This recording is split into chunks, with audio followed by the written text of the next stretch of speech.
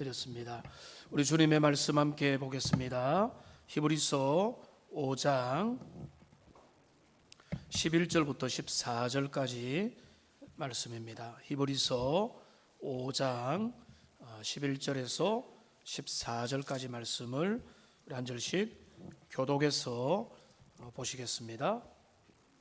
멜기세덱에 관하여는 우리가 할 말이 많으나 너희가 듣는 것이 두나무로 설명하기 어려우니라.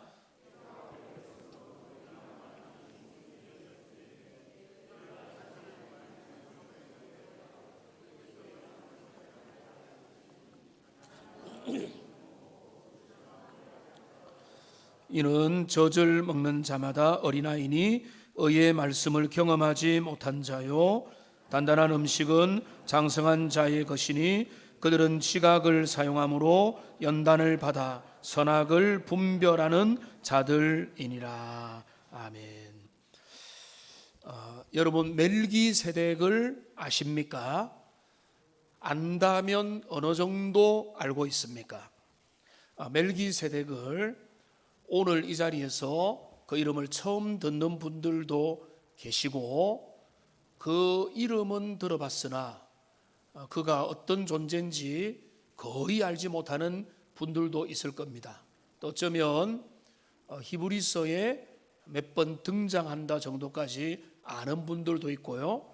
또 어떤 분들은 창세기 원래 14장에 나타나는데 그 창세기 어느 순간에 아브라함과 만났다는 그 정도까지 알고 있는 분도 있을 겁니다. 또 어떤 분들은 아브라함과 멜기세덱이 만나서 멜기세덱이 전쟁을 마치고 돌아오는 아브라함을 축복했고, 그 다음에 아브라함은 멜기세덱에게 전리품의 10분의 1을 멜기세덱에게 드렸다라고 하는 좀 이상한 장면을 아시는 분도 있을 겁니다. 근데 여기서 한 걸음 더 나아가서 나중에 여러분이 가서 히브리서 7장을 보면은 잘 나타나 있지만은 그 멜기세덱이라는 아주 신비하고 이상한 정체에 대해서도 궁금해하고 알고 연구한 분도 있을 겁니다.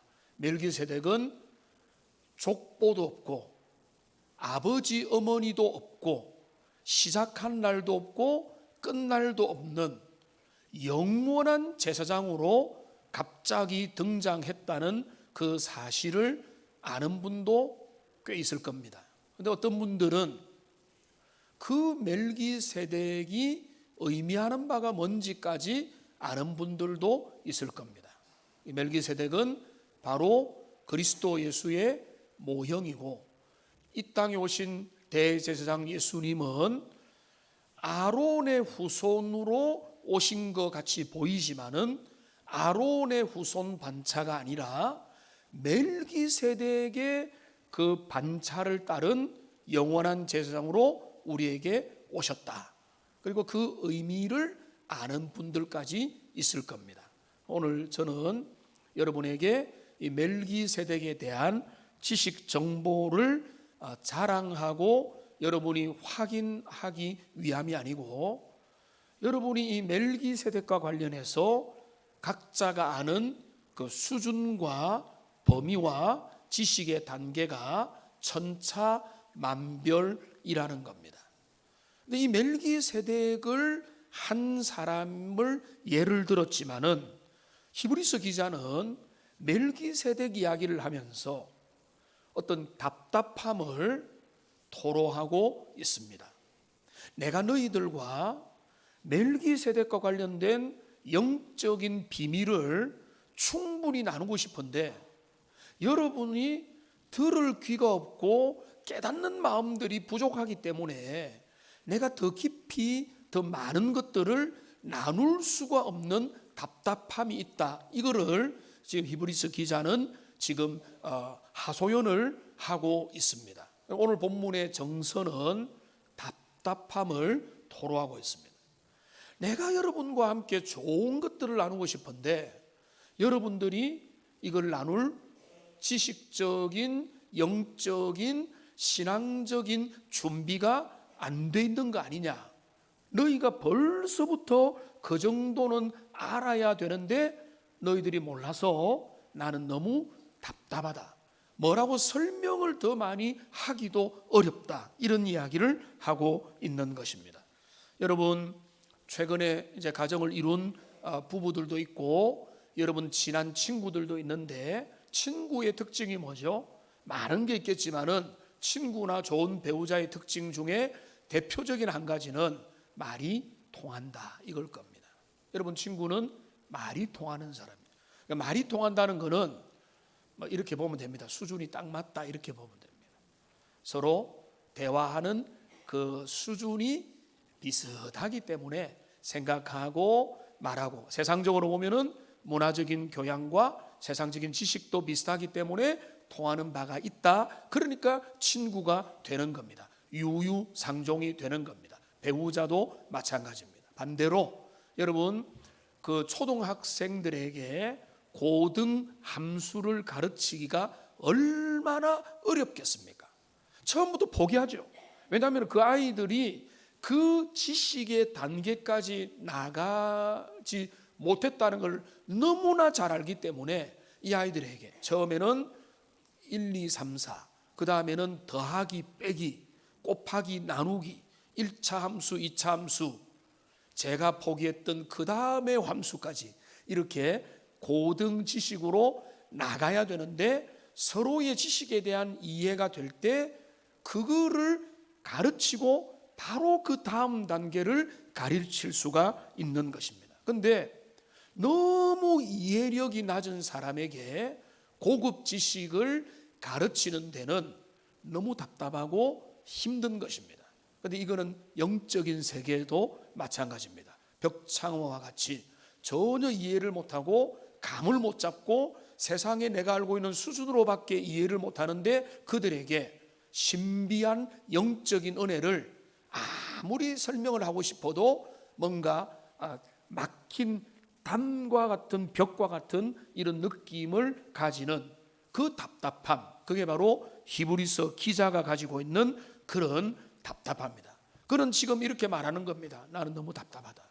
내가 너희들에게 멜기세덱과 관련된 깊고 넓고 중요한 영적인 이야기를 같이 공유하고 싶은데 너희가 듣는 게 둔하기 때문에 설명하기가 어렵다. 너희들이 영적인 수준이 좀 높아져서 이런 것들을 충분히 교제하고 충분히 서로 소통하고 이야기를 주고받는 수준에까지 이르렀으면 얼마나 좋았겠느냐라고 그렇게 말을 하는 겁니다. 그런데 이 부분을 오늘 좀 다루기 원하는데, 오늘날 현대사회, 포스트 모더니즘 사회에서는 그게 왜 우리 책임이냐 이렇게 생각합니다. 그래서 좀 더 쉽게, 좀 더 친절하게, 좀 더 눈높이를 맞추어서 잘 전하면 우리는 다 알아들을 거 아니냐, 그리고 우리가 느끼고 깨닫는 게 진짜 중요한 게 아니냐 이렇게 말할 수 있다는 겁니다. 이제 그런 시대 속에서 제가 유사한 예화를 몇 번이나 들었지만은 조금 비틀어서 다르게 또 말씀을 드리겠습니다. 한 편의 영화가 있습니다. 그 영화를 본 두 사람의 반응이 있습니다. 한 사람은 야, 이거는 인생 영화다. 이런 영화는 너무나 감동적이고 좋다. 이거는 내 인생의 손꼽을 그런 영화다라고 탐복을 하고 나왔습니다. 어떤 사람은 돈이 아깝다. 내내 쫄았다. 무슨 내용인지도 모르겠다. 복잡하다, 어렵다 하고 나왔습니다.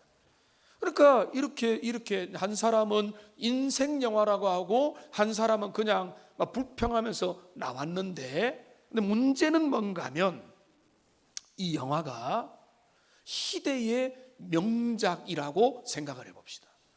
예를 들면은 배너, 타이타닉, 아니면은 뭐 레미제라블, 뭐 라이온 킹, 제가 명작이라고 생각하는 거 지금 다 꼽고 있는 겁니다. 그런 그 중에 하나였다고 생각합시다. 그런데 그 명작의 기준은 조금씩 다르지만은 비평가가 보거나 감독과 다른 전문가와 여러 영화 애호가들이 볼 때, 보편적으로 볼 때 이거는 진짜 명작이야. 그래서 아카데미상도 몇 개나 받고, 뭐 지금 벤허와 타이타닉은 역대 최고로 받는 것 타이로 이렇게 받았거든요. 이제 그렇게 거의 대부분의 전문가들이 인정하는 그 영화를 보고 나서 어떤 사람은 야, 인생 영화다 하고, 어떤 사람은 무슨 말인지 하나도 모르겠다라고 나왔다고 생각을 해보자는 말이에요. 자, 그러면은 이 사람이 무슨 영화인지 모르겠다라고 툴툴거리면서 후회하면서 돈 아깝다라고 하면서 나왔다고 해서 그 명작이 졸작이 되느냐라는 말이에요. 그 명작은 그대로예요. 원래 명작이에요. 진짜 명작이라면. 그런데 문제는 뭡니까? 내가 그거를 받아들일 교양적 수준이 안 되는 거예요. 능력이 안 되고 실력이 안 되는 거예요. 나의 그 수준이 안 되니까 그거를 명작으로 볼 수 있는 내 안목이 부족한 거예요. 근데 내 안목이 부족한데 내가 볼 때 이거는 명작이 아니다라고 그렇게 주장하고, 그거는 나는 가치 없다고 주장을 하면은 오히려 그거는 교만함이 될 수가 있다는 것입니다. 제가 몇 번 말씀을 드렸잖아요. 제가 배너를 한 3-4번 본 것 같습니다. 여러분 기회가 있으면, 이 영화가 꽤 길기 때문에 한번 제대로 한번 보십시오.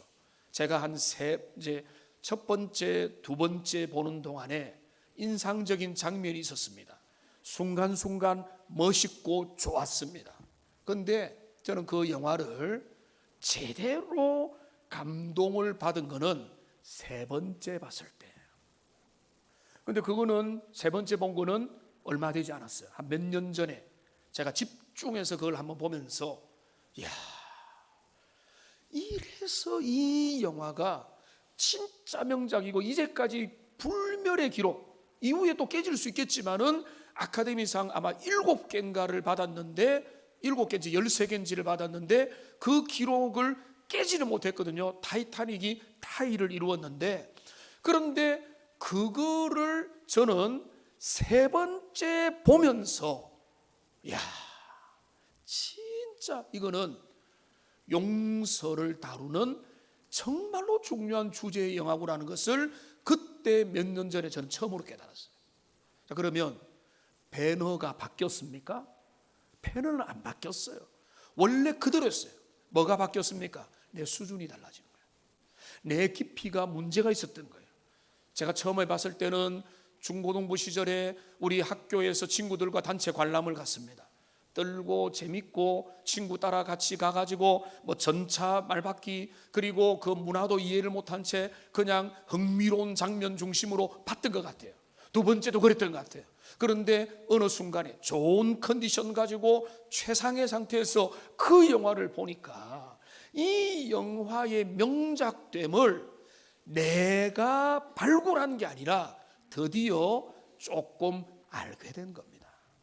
그러니까 우리는 내 마음에 들면 좋은 거고 내 마음에 안 들면 나쁜 게 아니에요. 그러면은 여러분, 이거는 명화를 이야기했지만, 명화를 이야기했지만은 이거는 그림일 수 있고 예술일 수 있고 뭐 건축물일 수 있고 뭐 문학 작품일 수 있고 어떤 노래일 수 있고 모든 분야에 마찬가지로 적용이 되는 것입니다. 그러니까 내 마음에 든다고 해서 그게 고급이 되는 게 아니고, 우리가 어쩌면 수준이 낮아서 무지해서 그쪽에 대해서는 너무 교양과 기초 지식이 모자라서 그거를 이해할 수 있는 역량이 부족할 확률도 충분히 있다는 것입니다. 그걸 인정하는 게 뭔가 하면 겸손이에요. 지식적인 겸손이에요. 내가 모를 수 있다. 내가 정답이 아니다. 내가 보는 게 다가 아니고 나의 수준이 모든 것이 아니다. 그래서 내 지식이 넓어지고, 예를 들어서 클래식에 대해서 저는 문외한에 가깝거든요. 그러니까 문외하니까 클래식 하면 지겹고 세미 클래식이 훨씬 좋고 팝송이 더 좋고, 그 다음에 편안한 그냥 발라드 이런 게 더 편하게 들리는 게 우리의 수준이라는. 그러니까 클래식은 잘못되었다 이렇게 하는 거는 우리의 교양 없음을 드러낼 수 있습니다. 그런데 문제는 뭔가 하면, 음악이든 영화든 독서든 교양이든 이런 거는 선택이에요.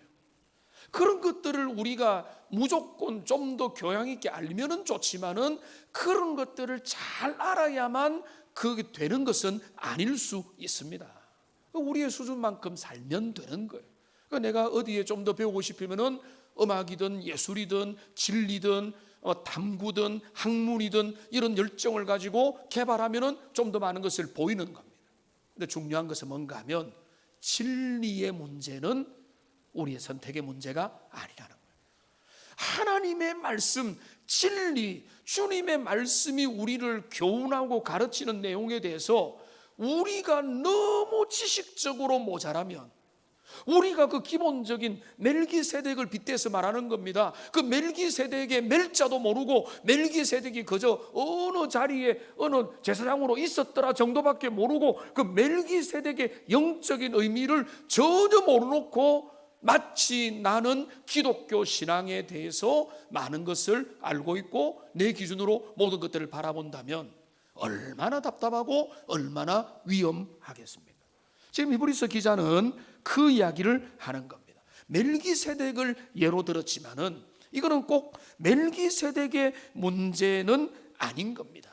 멜기세덱을 확대하면은 우리는 기독교 복음의 ABC, 그리고 천국과 영생과 영벌의 비밀과 예수 그리스도를 통한 십자가의 비밀과 그리스도를 말미암아 칭의, 의롭게 된 그 복음의 신비와 그리고 그 하나님의 섭리하심의 그 신비와 그 기적과 하나님의 일하심의 그 모든 깊이들이 무궁무진한 하나님의 말씀과 세계가 그 내용들이 담겨져 있는데 우리의 너무나 얕은 지식을 가지고 있다면 그거는 우리의 책임의 몫이 크다는 것입니다. 그러니까 우리가 더 깊이, 더 많이, 더 안쪽으로 들어가야 되는 것입니다. 그러니까 근데 문제는 뭔가 하면 오늘 히브리서 기자가 그거를 문제를 제기하는 것은 뭔가 하면 여기 내용을 보십시오. 오늘 12절 말씀을 보면은 이렇게 말합니다. 때가 오래되었으므로. 때가 오래되었다는 거예요. 때가 오래되었다는 것은 시간이 많이 지나갔다는 것입니다. 여기 새가족들에게 주는 답답함이 아니에요. 어린 신자, 초신자, 복음을 이제 배우고 이제 기독교에 입문한 사람들에게 주는 답답함이 아니에요. 지금 히브리서 기자가 그 성도들에게 주는 답답함이 뭔가 하면 너희들에게 허락된 시간이 많이 있었다. 많이 있었다. 근데 이 때가 오래다는 것은 뭔가 하면 유대교 전통도 비슷한데 유대교든 우리 초대 교회든 교회 신앙생에 입문을 하면 미성년자가 성년이 되거나 세례를 받으면서 입문을 하게 되면 그들을 위한 훈련하고 가르치는 과정들이 있었다는 겁니다. 그게 얼추 한 2년 정도의 과정을 통해서 세례 받기 전에 교육을 시키고 또 세례를 받으면 또 교육을 시키고 말씀을 공부하고 그래서 그들이 기독교 신앙 안에서 정립될 수 있는 그런 과정을 가르치는 겁니다. 그러니까 여기 때가 오래되었다라는 말은 우리가 몇 년이 지났는지 말할 수 없지만 적어도 한 2년 정도. 근데 우리의 그냥 일반적인 감각으로 볼 때는 2년이 훨씬 지난 5년이 지나고 10년이 지나고 20년이 지나고 제 같은 경우에는 50년이 훌쩍 지난 그런 시간이 흘렀다는 거예요. 그러니까 지금 히브리 기자의 답답은 뭔가 하면 10년이 흘렀고 50년이 흘렀는데 너희가 말씀을 알아듣는 너희의 수준이 어느 정도냐라고 하는 것들을 지금 히브리서 기자가 이야기를 하는 겁니다. 쉽게 전해야 되죠. 하루 이틀이지. 히브리서 기자, 당신의 잘못이 아닙니까? 쉬운 말만 전하세요. 그거는 쉽게 전해야 될 설교자의 책임이 있지만 히브리서 기자가 말하고 성경이 말하는 그런 차원이 아니에요. 우리가 들을 수 있는 지식적이고 영적인 안목들이 높아져야 되는 거예요.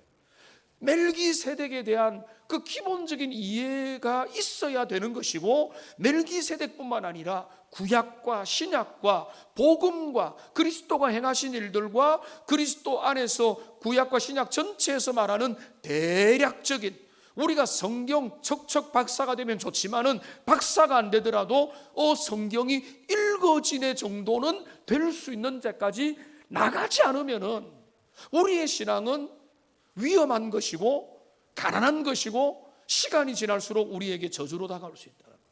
히브리서 기자는 그 이야기를 하는 겁니다. 더 문제는 뭔가 하면, 시간이 흐른다고 이 문제가 해결이 안 된다는데 문제의 복잡함이 있어요.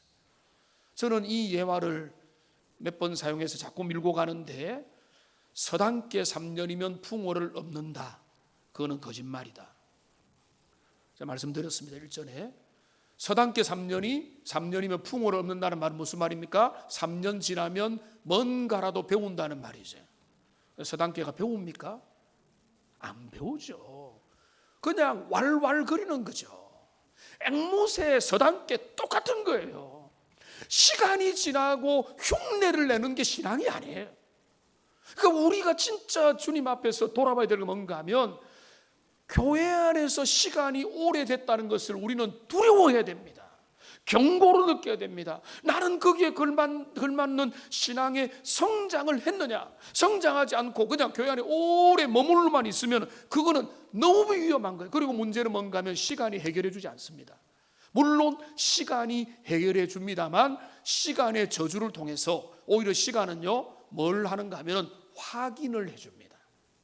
그 사람이 말씀 안에, 진리 안에, 복음 안에서 주님을 배우는데 열심을 다했는지, 아니면은 그 사람이 그것을 게을리하고 가만히 있고 그냥 마당만 밟고 얕은 물가에 있었는지 확인을 하고 드러내는 거예요.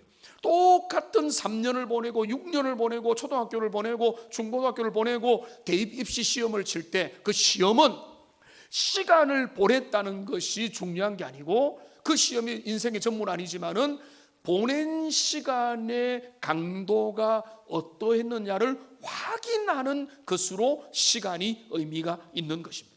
그러니까 우리 주님은 뭐라고 이야기하시는가 하면, 여러분 화면에 못 보니까 마태복음 19장 30절에 보면 이렇게 말합니다.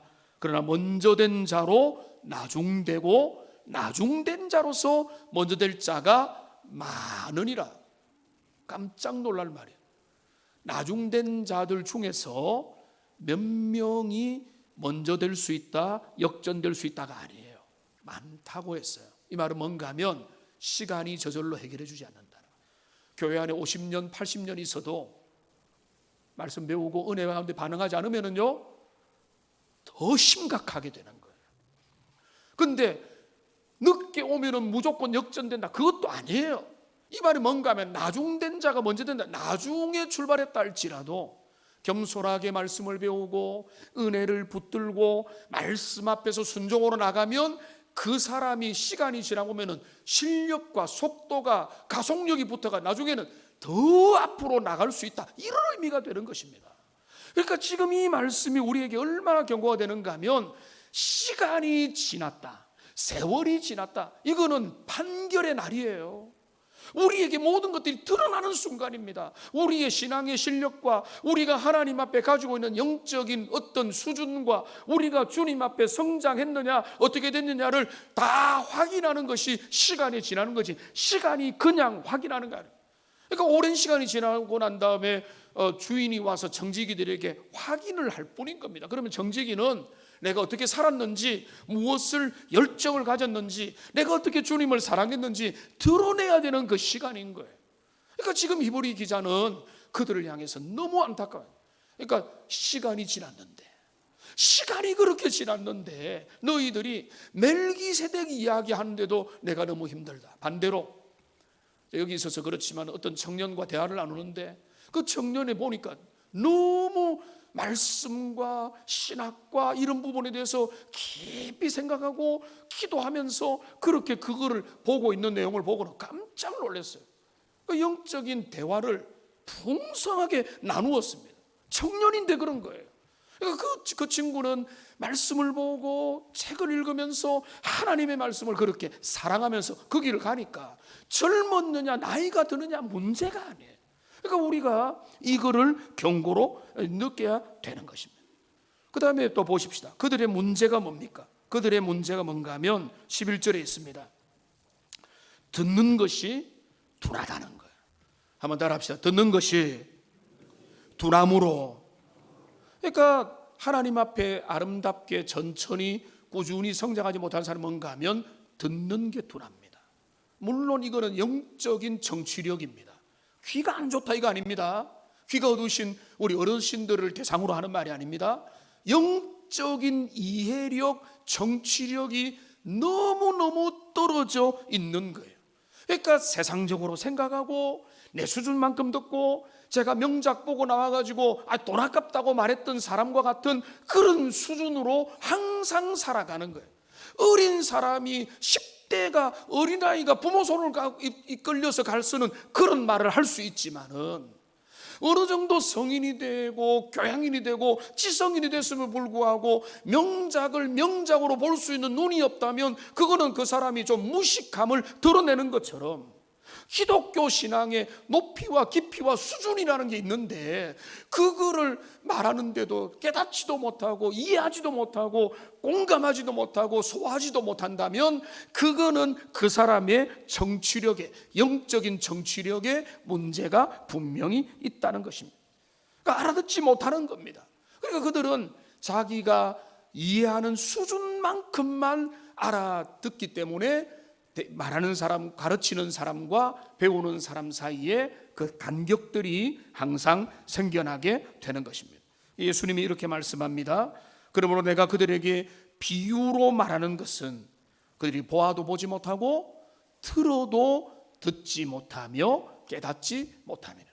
그러니까 마태복음 13장 13절 말씀이거든요. 그러니까 많은 사람들이, 유대인들이, 종교 지도자들이 그들이 지식이 있고 열심히 있고 나름대로 신앙의 습관들이 있었지만은 영적인 지식에 있어서는 그들은 귀머거리와 같은 그런 자들이었다. 그러니까 영적인 무지함과 듣지 못함이 그들을 사로잡았다는. 그러니까 여러분, 부모가 자녀들에게 아니면 친구에게 한 번씩은 답답하니까 제발 말귀를 좀 알아들으면 좋겠다, 내 말의 의미를 모르겠느냐라고 하면서 말할 때가 있죠. 바로 그런 의미가 되는 겁니다. 그러니까 지금 히브리서 기자는 신령한 은혜를 멜기세덱과 연관된 예수 그리스도의 영원한 제상 되심의 복음을 정말로 편안하게 전하고 싶은데 그들의 정치력에 문제가 되니까 그 전달자의 수준도 점점 낮아질 수밖에 없더라, 이야기를 지금 하고 있는 것입니다. 누구의 책임입니까? 누구의 책임입니까? 전달자의 책임입니까? 듣는 자의 정치력의 문제입니까? 저는 한 번씩 깜짝깜짝 놀라는데요, 100년 전, 200년 전, 500년 전에 지어진 설교 그 책들이 오늘보다 훨씬 더 수준이 있고 깊이가 있어요. 우리의 정치력이 점점 낮아지는 겁니다.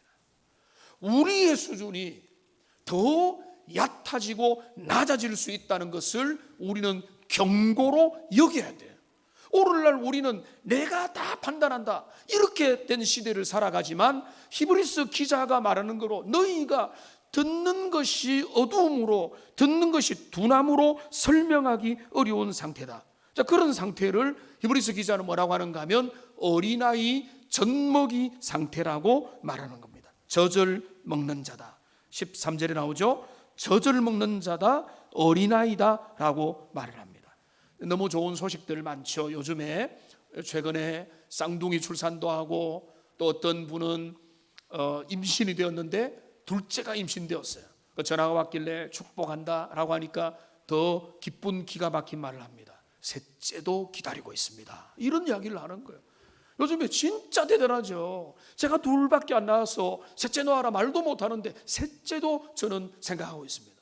너무 기특한 그런 말을 하던데 우리 중에 출산 소식이 있으니까 너무너무 좋습니다. 어린아이는 있는 것만 해도 그 얼굴만 봐도 그 아이가 너무 사랑스럽고 좋습니다. 근데 어린아이 특징이 뭡니까? 좀 뭐 좋은 점들 많지만 어린아이 특징은 뭔가 하면 여기 오늘 본문의 관점이 뭔가 하면은 스스로 할 수 있는 게 없어요. 가장 포유동물들 그 중에서 우리 사람도 거기에 이제 포함된다고 하면은 가장 의존 기간이 긴 게 사람입니다. 사람은 임신 기간도 엄청 길 뿐만 아니라 태어나서도 스스로 벌어서 밥 먹어 구해가지고 음식 구해가 살 수 있는 시간까지를 생각하면은 도대체 몇 년 동안을 절대 의존의 상황을 보낼 수밖에 없잖아요. 누가 젖을 물리고 누가 분유 먹이지 않으면은 이 아이가 뭐 스스로 배고프다 해가지고 냉장고 열어가지고 뭐 먹습니까? 마트 가가지고 뭐 사옵니까? 할 수 있는 게 없어요. 절대 의존입니다. 그러니까 젖을 먹는 어린아이라는 말은 젖이 나쁘다는 게 아니에요. 신령하고 그 순전한 젖을 사모하라고 했잖아요. 그거는 좋은 거고 여기서 말하는 거는 초점이 달라요. 철저하게 의존적이라는 겁니다. 스스로 할 수 있는 게 없다는 겁니다. 그런데 나중에 크면 어떻게 됩니까? 이제 스스로 양식을 구하고 야채를 구하고 밥과 반찬을 해서 밥을 해서 또 노동을 해서 돈을 벌어가지고 밥 벌어서 밥을 차려서 먹고 스스로 할 수 있는 그런 성인의 단계로 나가게 된다는 것입니다. 그러니까 그런데 뭡니까? 아이들이 자라면 아이들이 어린 아이가 태어나면은 그 아이 그 자체로 사랑스럽습니다. 사랑스럽고 귀합니다. 최근에도 우리 한 목사님 자녀가 정말로 감사하게 태어났잖아요. 근데 한 목사님이 자랑을 잘 안 하는데 밥 먹다가 갑자기 자랑을 하는 거예요. 목사님, 우리 아이가 검사를 했는데 유전자 검사, 지금은 잘 알지 못하지만 나중에 키가 성장이 상위 한 10%에 들어간답니다 하면서 은근히 자랑을 하더라고요. 얼마나 좋겠습니까? 키가 상위 10%에 들어갈 수 있다 하니까. 그런데 그 자랑도 자랑이지만 어떤 게 있습니까? 두려움이 있죠. 내 아이가 혹시나 지성에 문제가 있지 않을까? 내 아이가 발달 과정에 문제가 생기지 않을까? 내 아이가 신체 발육에 문제가 생기지 않을까? 부모는 성장을 그러니까 뭐 상위 10%, 상위 1%도 좋지만은 어떤 그보다 더 심각하게 살피는 뭔가 하면 내 아이가 그냥 평범하게 보편적으로만 커주면 좋겠다. 그러니까 아이들의 발달 과정에서 처음에 어린아이 때, 갓난아이 때, 초등학교 때 이를 들어갈 때는 생각하는 게 그 아이들의 자연스럽게 자라기를 바라고 있는 거잖아요. 그런데 그 사랑스럽고 귀한 아이가 뭐 두뇌에 문제가 생기거나 발달 지체가 되거나 하면은 부모의 마음이 다 들어가고 얼마나 힘들겠습니까? 그런데 영적인 부분도 그렇다는 거예요. 하나님 앞에 나온 것도 중요하고 교회 안에서 하나님 앞에 기쁘게 새 가족이 된 것도 중요한데 교회 안에서 시간이 지나고 1년이 지나고 5년이 지나면은 어떻게 됩니까? 그 사람들이 말씀을 받아서 건강하게 자라고 뭔가 하나님의 뜻을 알아가고 멋지지고 아름다워지고 주님이 원하는 대로 아름답게 자라야 되는데 그런 모습은 안 보이고 항상 까막눈이고 항상 모르고 항상 잘하지 못하고 항상 무지함을 드러내고 영적인 대화는 통하지 않는 정도가 되면은 그거를 인도한 사람이든 그거를 바라보던 어른이든 목회자든 그런 게 안타깝단 말이에요. 지금 히브리 기자는 그 안타까움을 이야기하는 거예요. 때를 따라 자라면 되는 거예요. 뭐 위대하게 자라고 영웅이 되라가 아니라 뭐 예수님처럼 되라가 아니라 우리 주님을 향해서 하나하나씩 자라게만 하면 어떤 분은요 이렇게 말합니다. 목사님, 내가 성경을 너무 모르고 내가 더 알고 싶은데 막 시간도 없고 뭐 답답하고. 그거는요 성장을 향한 갈급함이에요. 너무 좋은 겁니다. 그런 갈급함이 있는 것은 잘 자라고 있다는 증거가 오히려 되는 겁니다. 그러니까 근데 이들의 또 문제가 있습니다. 이들은 성장하지 못하는 자의 문제는 뭔가 하면 13절입니다. 어린아이니 의의 말씀을 경험하지 못한 자다라고 말해서 의의 말씀을 경험. 그러니까 의의 말씀을 듣지 못한 자가 아닙니다. 의의 말씀, 진리의 말씀, 복음의 말씀을 그들이 생전 못 들어본 게 아니라 그 말씀이 자기 것이 되지 않았어요. 인생에 있어서 그 사람 철이 없다, 철딱서니가 없다, 이런 말을 하죠. 그런 사람 보고 뭐랍니까? 인생의 쓴맛을 못 봤구나, 이렇게 말을 하잖아요. 그런데 인생의 쓴맛을 꼭 보라는 말이 아닙니다. 우리는 쓴맛, 단맛, 매운맛, 인생의 한계, 절망, 내가 다 할 수 없다는 거, 이런 것들을 때로는 누리면서 경험하면서 그 가운데 임하시는 하나님의 은혜를 내가 말씀을 통해서 경험하는 그 사람이 되어야 된다는 거예요. 우리의 삶에는요, 어려움들이 있습니다. 기도 제목이 있습니다. 평지풍파가 일어나기도 하고요, 삶의 고난이 따라오고 내가 해결하지 못하는 인생의 문제도 시시각각 찾아오는데, 문제는 뭔가 하면 들렸던 말씀을 가지고 그 말씀을 붙잡고 내가 하나님의 의를, 말씀을 내가 누리고 경험을 해본 적이 없는 거예요.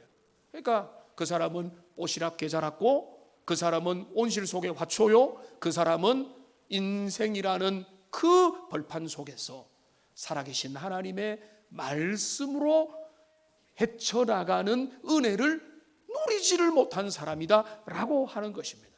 그거는 잘하지 못하는 거죠. 그러니까 때로는 청년기 이상에 있는 사람들은요, 이제는 그 벌판으로 던져진 거예요.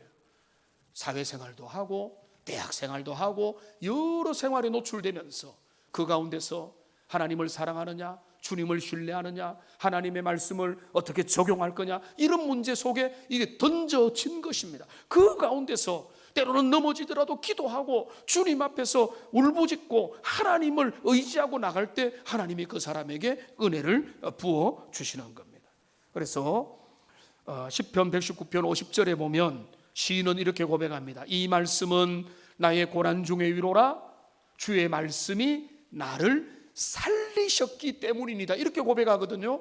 그러니까 이 시인의 하나님은 말씀 가운데, 내 역경 가운데 임재하신 하나님인 거예요. 근데 그런 경험이 없는 사람은 뭐 신앙이 필요가 없네, 기독교 의미가 뭐냐, 항상 이런 소리를 하는 겁니다. 왜? 그 기독교 신앙이 자기 것이 되지 못했다는 거예요. 고난과 역경과 때로는 파산과 인생의 앞을 모르는 시련 속에서 주님을 의지하고 나가본 그 경험을 가지게 될 때, 그때 환난 날에 주님이 만나주시고 은혜를 베풀어 주시기 때문에 그렇습니다. 이제 말씀을 좀 이제 정리를 좀 해보면, 그러면 어린아이의 단계에서 장성한 자로 우리는 꾸준히 달려가야 됩니다. 너무 조급하게 생각하지 마세요. 신앙생활 이제 시작하는 분들이 지금부터 뭐 단단한 음식을 먹고 여기까지 갈 수가 없어요. 단계가 필요하고 시간이 필요하고 속도 조절이 필요한데, 그러나 그 가야 될 방향은 분명합니다. 우리가 장성했다는 뭐로 알 수 있느냐? 그 두 가지로 알 수 있어요. 두 가지로 오늘 본문이 말합니다. 첫째는 뭔가 하면 분별력입니다. 오늘 본문 14절을 보십시오. 단단한 음식은 장성한 자의 것이니 그들은 지각을 사용함으로 연단을 받아 선악을 많은 자라고요, 분별하는 자들이니라. 그러니까 성숙했다는 다른 게 아니에요. 그 사람 키 크다, 그 사람 돈 많이 번다, 그 사람 직업이 좋다, 연봉이 많다, 이런 게 아니에요. 진짜 중요한 그 사람의 성숙의 기준이 뭔가 하면 분별할 수 있다는 거예요. 진리와 비진리를, 선악을 분별하는 거예요. 예전에 말씀드렸죠. 어떤 분이 이렇게 말합니다. 내가 신앙생활은 별로 열심히 안 했는데 어떤 사람이 하는 말을 들어보니까 그 말이 이상해서 신고합니다. 들어보니까 이단이에요. 근데 그 사람은 열심히 안 한 것 같지만은 나름대로 기준이라는 게 생긴 거예요. 그러니까 건강하게 말씀을 듣고 말씀을 배우고 동교에서 예를 들어서 5년 10년 동안의 말씀을 부지런히 들었다면 적어도 진리와 비진리를 구분하고 옳은 것과 그른 것을 분별할 수 있는 자리까지는 가야 된다는 거죠. 근데 분별 못하고 쉽게 미혹에 빠지고 유혹하면은 반짝인 게 다 금이 아닌데 금이 현혹되고 나간다는 것은 분별의 기준이 없다는 거예요. 근데 성장하고 장성했다는 것은 근데 현혹되지 않습니다. 중요한 가치를, 하나님의 뜻을, 주님이 기뻐하는 것과 기뻐하지 않는 것과 진리와 비진리를 구분하고 분별할 수 있는 것입니다. 그러니까 아담과 하와가 죄를 지었을 때 그 죄의 핵심은 뭐죠? 그들은 분별력을 잃어버렸죠. 하나님의 금하신 것들을, 선악을 알게 하는 나무의 실과를 따먹지 마라라고 하는 그 말씀을 마귀의 유혹 앞에서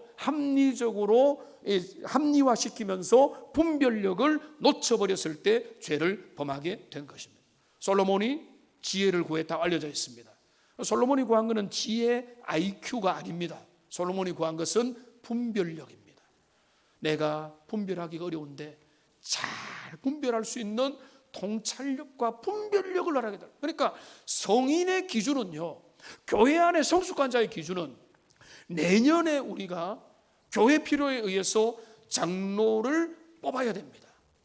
그런데 그 분별의 기준은 다른 게 아니에요. 분별력. 그 분별력을 가지고 주님이 기뻐하는 것이 무엇인지를 살피고 할 수 있는 그런 우리 중에 더 나은 분별력을 가진 사람을 하나님 앞에 리더로 세워야 주님의 몸된 교회가 잘 설 수가 있는 것입니다. 두 번째로, 마지막으로, 성장하고 성숙한다는 것은 어떤 의미인가 하면은 이거는 선생이 된다는 것입니다. 여기 보십시오. 12절에 보면은 때가 오래되었으므로 너희가 마땅히 선생이 되었을 터인데 라고 말했어요. 선생은 누굽니까? 선생은 가르치는 자죠. 가르치는 자가, 제가 초등학교 아이들은 많이, 중학교 저학년을 제가 대학생 때 과외를 해본 적이 있습니다. 아이들 좋아했습니다. 왜냐하면 공부를 많이 안 가르쳐도 되거든요. 같이 놀아줘도 됐던 그런 때였습니다. 그런데 만일 저보고 제가 아이들 중학교 1학년 정도까지는 집에서도 아이들을 조금 이렇게 돌봐줬는데 2, 3학년 지나면서 이제 수학을 가르치는데 한계를 느꼈어요. 왜 한계를 느꼈습니까? 내가 잘 모르겠어요. 내가 모르는데 어떻게 가르칩니까? 가르치는 것은 그 사람이 완벽하다 완전하도 있지만 기본적으로 내가 알아야 되는 거예요. 내가 그 개념을 알아야 어떤 상황에서도 가르칠 수 있는 겁니다. 그러니까 구역장과 교사로 부름을 받고 교회에 가르치는 자가 된다는 것은 다른 게 아니고 복음을 설명할 수 있는 자리까지 가는 겁니다. 설명을 할 수 있으려면은 뭡니까? 내가 알고 내가 깨닫고 내가 누리는 만큼 그 안에서 설명력은 다르죠. 어떤 사람은 잘 가르치고 어떤 사람은 가르치는 능력은 부족하지만 그래도 그 내용은 제대로 전달할 수 있는. 그러니까 여기 뭔가 하면 너희가 마땅히 선생이 되어야 된다. 이건 뭔가 하면 너희도 이제는 5년이 지나고 10년이 지나고 어느 정도 지났으면은 이제는 너희가 연약한 자들, 부족한 자들을 이끌어주고 그들에게 내가 만난 하나님을 알려주고 복음을 전하는 선생의 역할을 너희가 해야 되는데 선생의 역할을 전혀 못하고 있다. 그러니까 너희는 지금 위험하다 이렇게 말을 하고 있는 것입니다. 이제 말씀을 맺겠습니다. 오늘 이 본문의 말씀을 보면 여러분 저를 탓하지 마십시오. 오늘 이 답답함과 우려는 히브리 기자가 가지고 있는 우려입니다.